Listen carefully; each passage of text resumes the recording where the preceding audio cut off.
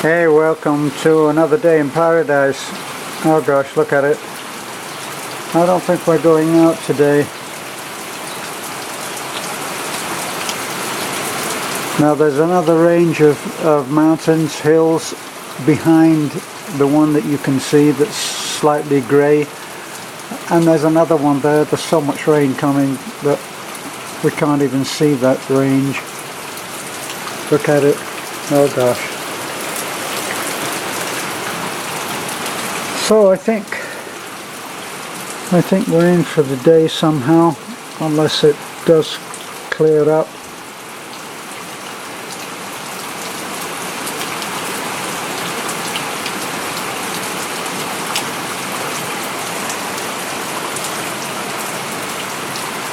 Oh well, on to the video. Well, so much for a day in, I think. With all of that rain that's going to come, I can just imagine our road is going to be like a dirty swimming pool. So we'll probably just stay in. With our postings on the little girl that we've been helping, lovely. It brings up all kinds of. We lovingly call the kids that we help. We like to think of them as our children, and of course they're not. But some are closer than others, and Lovely and LJ and a couple of other kids always used to meet us when we arrived at the church with the family, and the first thing that I saw when I drove up, standing on the corner, was Lovely and her sister LJ, and about 2 or 3 other kids that were always there as our welcoming committee, and that's been over 3-4 years. So we know these kids very, very well. Plus we have about another 80 or 100 kids that we used to have. It was all stopped, of course, by that all important aspect of helping the paperwork. So we were forced to stop on helping kids get a lunch. Beth had the great idea, based on her own experience as a child with not very much by way of wealth, I should say, and she said that she often used to go to school on a handful of rice.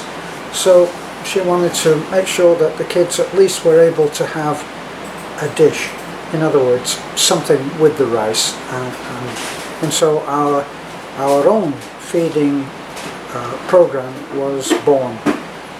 Well, that was stopped because of paperwork, which we're still in the process of negotiating. So the final stuff, there's not very much to go, but we've got a final application to go for. So with our own way of describing it, we describe them as our adopted kids. They're not adopted, of course, legally. Adoption is an absolute minefield. I don't think it matters where you live. It doesn't matter what country you live in. Adoption is extremely difficult and complicated. Well, what was it, 2, maybe 3 years ago now, we started to do the in vitro idea, and we spent some money on going and doing that. It never quite worked out. So while we were doing that, we made that transparent, like we do everything else, or pretty well everything else, and we brought you along on the videos telling you what had happened, and when we gave up on that, we then started to think in terms of adoption. Well, Lovely, the little girl that you're seeing on our recent videos, was key in us thinking about that. prior to that, we'd always thought, like most people who want to adopt, they want a baby. They want a 2 or 3 month old child who is not actually that much aware of personalities in their life, as long as they have a breast to feed on and someone to clear away the poop. They're happy, aren't they? It seems. Well, when I started to think about adoption, I realized that I would be very happy, and I gave this example to Beth. I said, you know, if we could adopt, say, Lovely, wouldn't we be very happy with that? Because Lovely, back then, she was officially declared a malnourished child, and she was always tiny, and I didn't realize, I just took that as a natural thing, but I didn't realize that that she was malnourished. She looked like a lot of other Filipino children who are absolutely tiny compared to other kids. For instance, when I said in the recent video where I said we were celebrating a success story for Lovely because she came to us, we started to be involved in feeding her full time. We weighed her at 12 kilos, and now she's 20 kilos from the other day, just a day or so ago. So that's a big success story. She's only really been staying with us on and off for a month, but we've been making sure that she gets fed. And believe me, she has one enormous way of eating. She can shift a plate full of food that you wouldn't believe. So her appetite is really very good. So someone said, 20 kilos? My God, my kid is only 4 years old and they're 26 kilos, I think it was, or 24 kilos. And Lovely is nearly 9. She's 9 on the 14th of this month. So when we started to look at proper adoption, legal adoption, now I've got to tell you that in the Philippines, it's not, I won't say it's common, but I'll say it's not uncommon. It's not uncommon for someone who's having yet another child to be willing to allow that child to go to another couple. And what happens is that couple, because here in the Philippines the paperwork is done after the event. So literally you take the baby from, if it's a hospital, you take the baby home, but there's no paperwork. So then you go later, you have a certain amount of time, and you go and you register the child and get a birth certificate, which is not like that in the West. What this does is allows for these illegal adoptions. Now, it's very tempting when you really would love to have a child and one is offered to you. It really is very tempting. But we realized, of course, that we couldn't do that. We couldn't do that for many reasons. For one reason, it can catch up with you later. And when it catches up with you, what will happen, or what can happen, is it can be that that you're caught.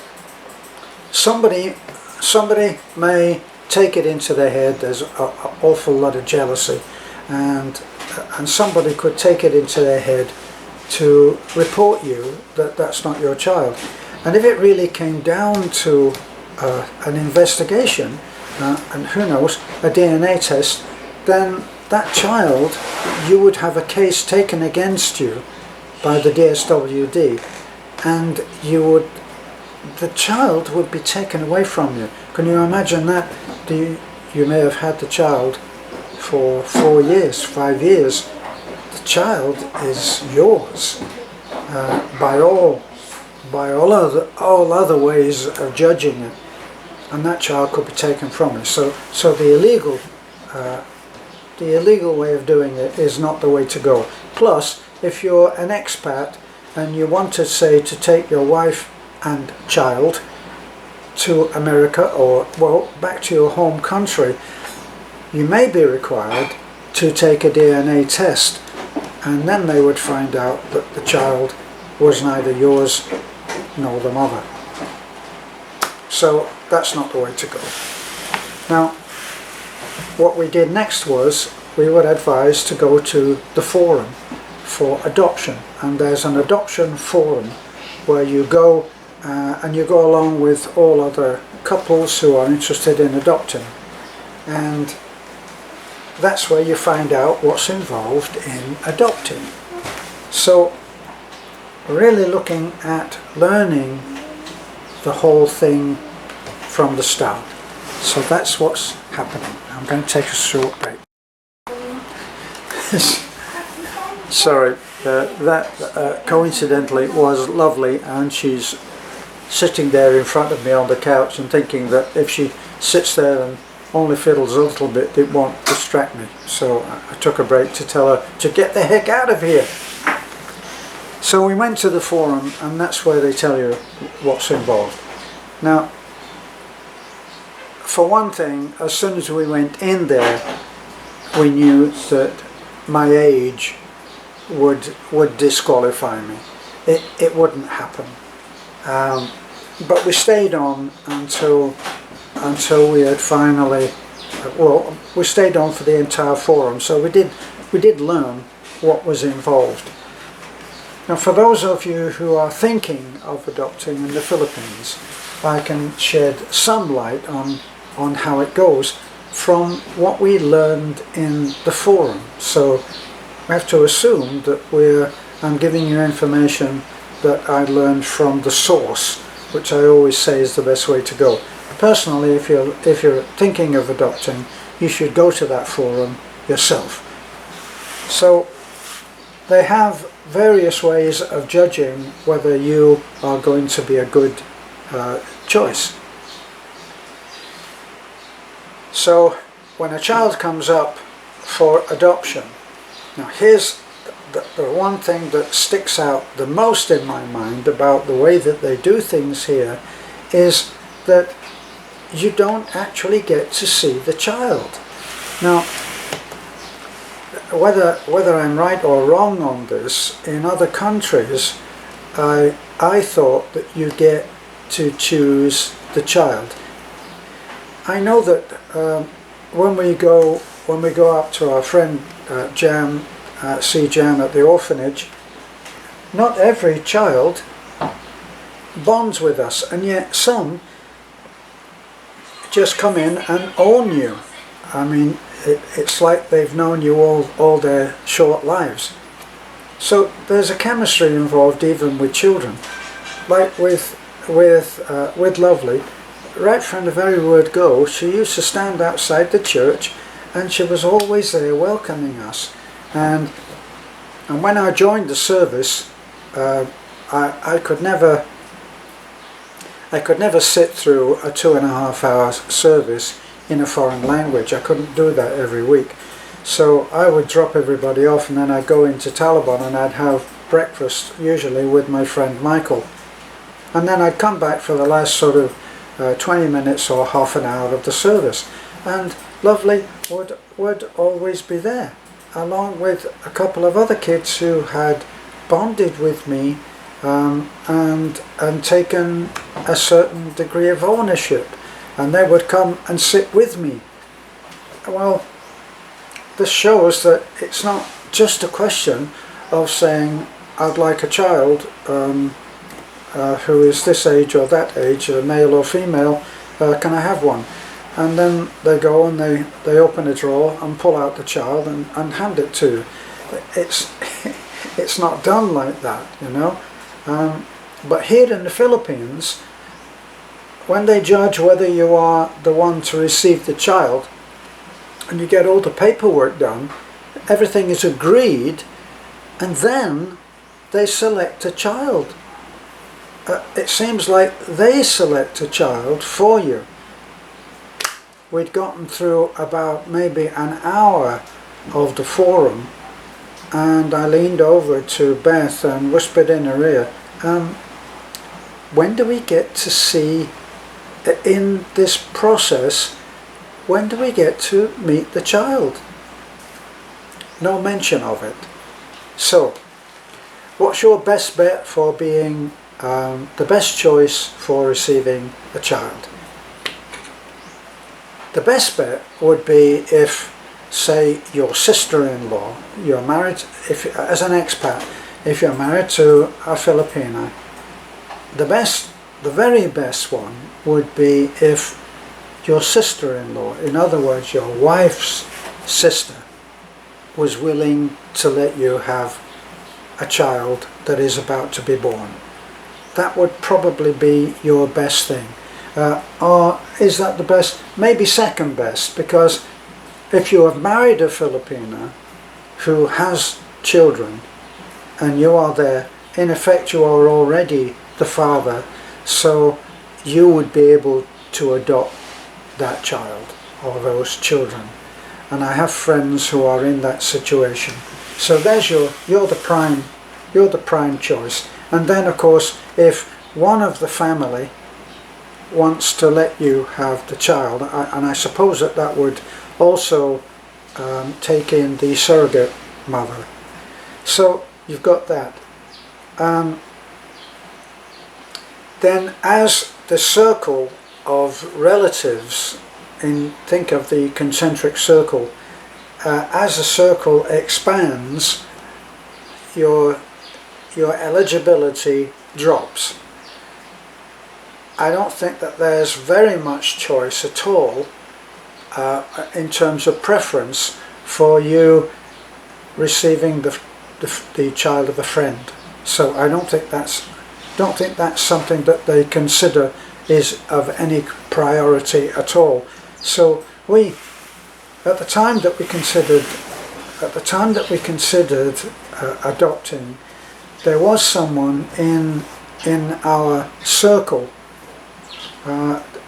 not close to us in any way, but they were part of the congregation of Beth's brother-in-law, my brother-in-law, and she already had 3 or 4 children, and they were all beautiful and they were all light-skinned. Now, when I say light-skinned, it's probably not politically correct, but if the child is going to be adopted and one of the parents is light-skinned, then if the child is light-skinned, that would be considered a plus, because then you would not have these endless questions of, is the child adopted, or who's the parent of the child, and all. You'd avoid all of that. So that it would be ideal. So was willing to let us adopt the child, but it would have been what I was talking about. It would have been one of the illegal adoptions. I'm gotta admit, I confess, we thought about it. But then we have people who are on the outer perimeters of our life as trolls and bashers and haters, and it was flirting with danger and heartache somewhere down the road. Well, it's not even their child, and they just found it or bought it. That would be the thing. A neighbour of mine, even from an expat whose Filipino was having a child, had offered the child to him and said, you can have this child for 50,000 pesos. All gets to be a very dark area. And how do you explain that to a child? That's what I would think. Years later, when the child was saying, "Daddy, what were my real parents?" and you'd have to tell him, oh, well, actually they sold you for 50,000 pesos, which was a lot of money at the time. No, it wasn't for us. And then we went to the forum. Well, as I say, because of my age, I'm now 81, going on 82 this year in July. So they would consider that I was not eligible. They didn't actually say that. It's not the Filipino way.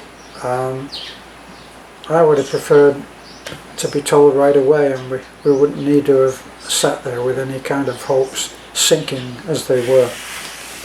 So we give up on the idea of adoption. So to let you know, when we're helping now, the family that Lovely and LJ belong to, he is now a single parent, a single dad, and he's a driver, not making much money. We built this family a house a couple of years ago, and helped the mother, who was always an ailing, she never was well, you know. And the last time that we saw the mother, her name was Lilybeth, which was strange, because coincidental, because my mother's name was Lillian.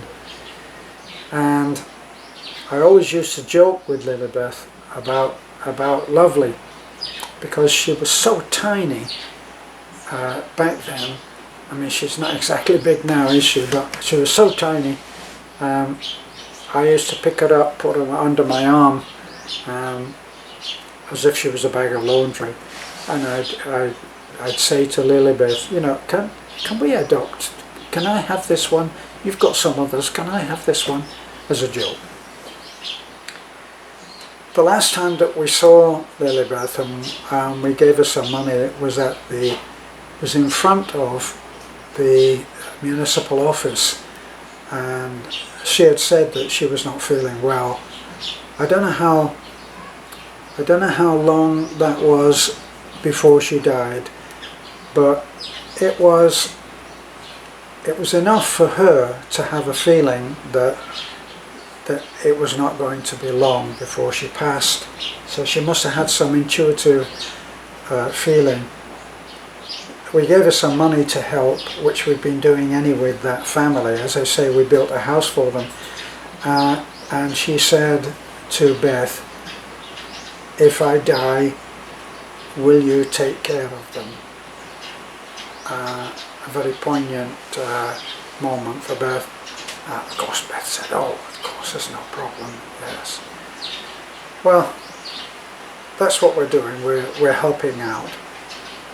We call the children out adopted kids, but then I call Taliklit my adopted daughter, because her dad died about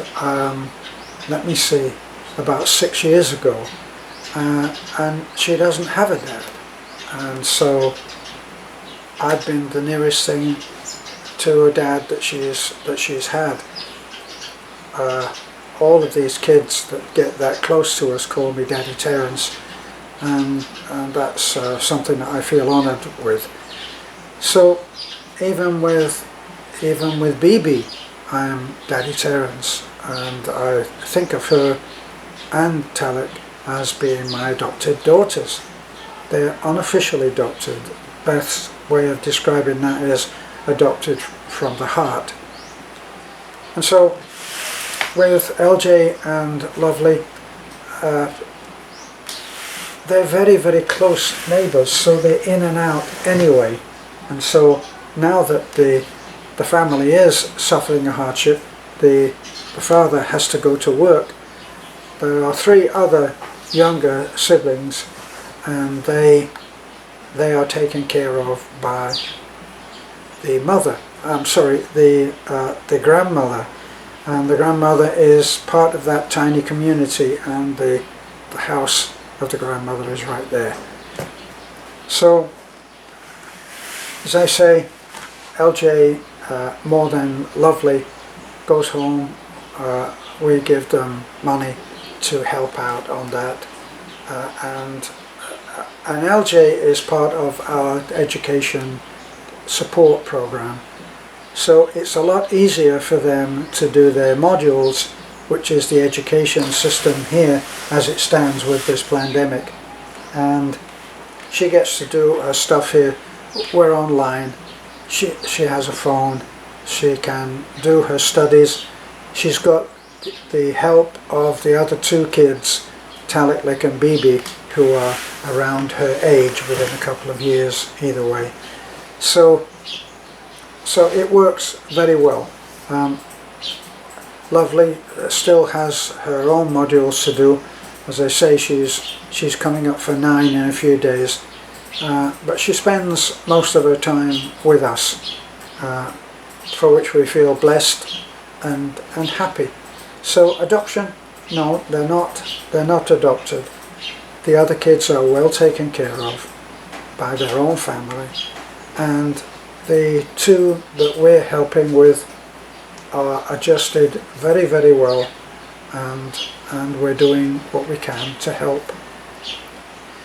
For those of you contemplating legal adoption in the Philippines, be ready for a lot of paperwork, be ready for a lot of regulation, but this is typical of adoption in any country, I think. For some reason they seem, well, when you're trying to adopt a child and would really love to have a child in your life, it just seems like they're making things difficult. But I guess they have to be sure that everything is right in the family that they're going to be going to. So I hope that clears up a few queries that you might have about our situation, and also about how to go about doing the adoption. You have to find out with the DSWD, you have to find out when the next forum is being held, and then you will get everything from the source. And if you are seeking adoption, I wish you well. There is something magical about Filipino kids. They are wonderful kids, and as you can see with the kids that we show you in our videos. So thanks for looking in, and I'll say goodbye to you. Have a good day. Bye for now.